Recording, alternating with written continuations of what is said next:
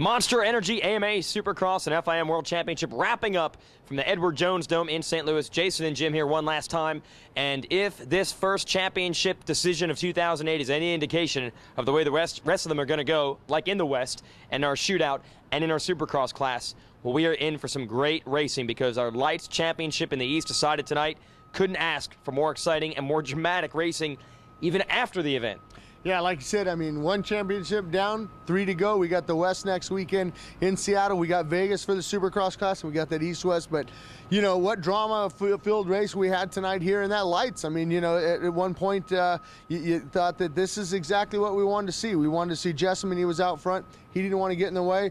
And it was Villopoto and it was Canard. They were 1-2 out there, and they put on a great show for a couple laps. Unfortunately, Villopoto went down. You know, they came together in that right-hander before the finish line. Gets caught up into the steel line, had to start the bike. But, you know, out front, it was Trey Canard all the way. Yeah, well, this is going to be discussed for a lot longer than just this event tonight. This one's going to be talked about, I'm sure, on the boards and with all the fans. In fact, Canard actually got a few boos when he went to the podium. And we haven't really seen the replay, so it's hard to judge. But they came together, and Villopoto ended up off the track. So is that racing? Is it dirty? How do you call it? Yeah, I mean, you know, if you're Villopoto fans, you're going to call it was dirty. If you're Canard fans, you're going to say, hey, that was just racing, and it was great aggressive racing on that part. I mean, like we said in the broadcast, I mean, you know, I like both of these riders. I mean, both of these riders are class acts, and, you know, you hate to see somebody not win that championship. But, you know, I don't think Villopoto's got anything to hang his head low. I mean, you've got to remember, at one point in this championship, he was 25 points down. I mean, to bring it to the last round and have a chance at that championship, and you know, and coming up a little short. I mean, you know, you got to look back at some races and you got to go, you know, if I got 10th place, which is 11 points in Atlanta, I wouldn't even be in this position. Right. I would have probably done something different, let Canard, you know, out of the corner eye. If I see Canard jumping to the inside, I don't want to battle going in. I'm going to lift up, you know. But like I said, we didn't see the replay and we don't know what happened, but all we know is Trey Canard's the champion. That's right. Now, championship coming down to the wire, possibly in the Supercross class. Kevin Windham does close in. He wins tonight's main event. Now 13 points behind Chad Reed. And still big lead because Chad Reed dug deep and got second tonight, and that's pretty big. Well, I think that, you know, Chad Reed knew what he had to do. I mean, look he struggled in that heat race there, and he finished up 5th. And, you know, he had some problems with a lot of lapped riders and guys that he thought shouldn't be battling. And, you know, Troy Adams said, hey, I don't care if you're in the championship, I'm going to battle. They never came together. But, you know, when you make a pass on a guy and then the door's open and you go back in, you make another pass on him, and you're just trying to race ahead. And, I mean, you know, Chad Reed seemed a little bit disgusted about that, you know, with other riders. But, you know, he did come back and he knew what he needed to do in that main event, and that was put himself in a good position. He did that. He had a good start, had a little help with Kelly Smith, and Millsap's having that problem the first lap, and they came off the track, and then, boom, he finds himself leading, and he finds Windham behind him, and, you know, he held off Windham as long as he could, but, you know, he definitely was struggling in the whoops, and you can see it on the CBS broadcast tomorrow, that, you know, he was struggling, and Windham was extremely fast in the whoops. And, you know, the only thing Kevin Windham can do, and he started it tonight, is win the main events. He can win the next 2, he can win Seattle, and he can win Las Vegas, and see where Chad Reed finishes up. But Chad Reed knows that he can finish 2nd and 3rds and still wrap this championship up. Still have to give credit where it's due with Kevin Windham, though. A lot of people have always talked about when Kevin's on his own and there's no pressure, that's when he performs his best.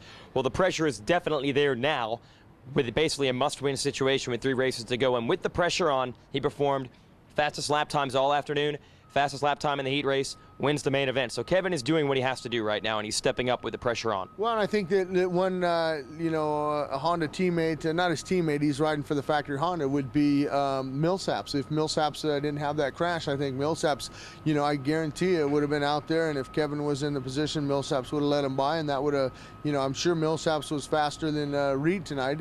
It's just that Reed had the problem, you know, like I said, he couldn't breathe. His lungs were hurting out there, and Millsaps looked extremely fast tonight. I mean, he actually worked up and finished, I believe, 5th or 6th in that main event. So, you know, if Millsaps could have got in there, that might have been a different story. Kevin could have gained that 5 points, but he only gained 3 tonight. Well, we'll see. Seattle is often a mudder. If you're Kevin Windham, you hope for that because he's good in the mud, and maybe that X factor could throw Chad Reed off. But right now, it's Chad's championship to win, and he's pretty good at doing that. And one more thing we need to preview before we go to Seattle.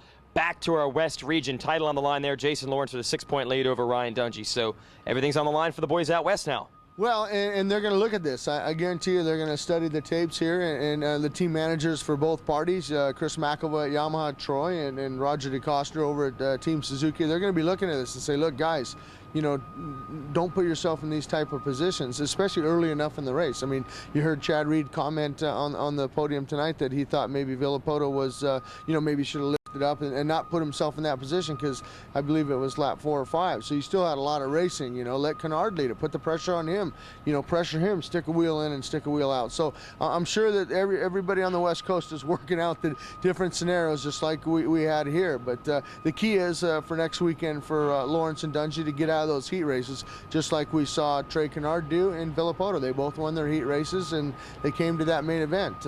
I think if you're Dungey, you don't line up next to Lawrence if you don't want to hear anything. I mean, you hear about different people talking about different things on getting in your head, but you know, as we've seen tonight, we thought that for sure that Canard would start on the inside of you know, Villopoto, but it was the opposite. Villopoto was 2 or 3 bike lengths over to the inside from Canard, and Canard came away with that whole shot and needed to do what he did. I mean, it was a great start, and he tucked it into the inside, but you know, like I said, it's hard to, you know, one of those guys that was only going to come away with that championship. And like I said, it was Trey Canard. And Villopoto, he was a little bit angry after that. He was talking to the AMA officials and things like that. And, you know, I know that Mike Fisher, Team Kawasaki, was over there, you know, holding them back. I mean, he was pretty hot, you know. And granted, I mean, you know, he knew he had a shot at this championship, and you know, things happen.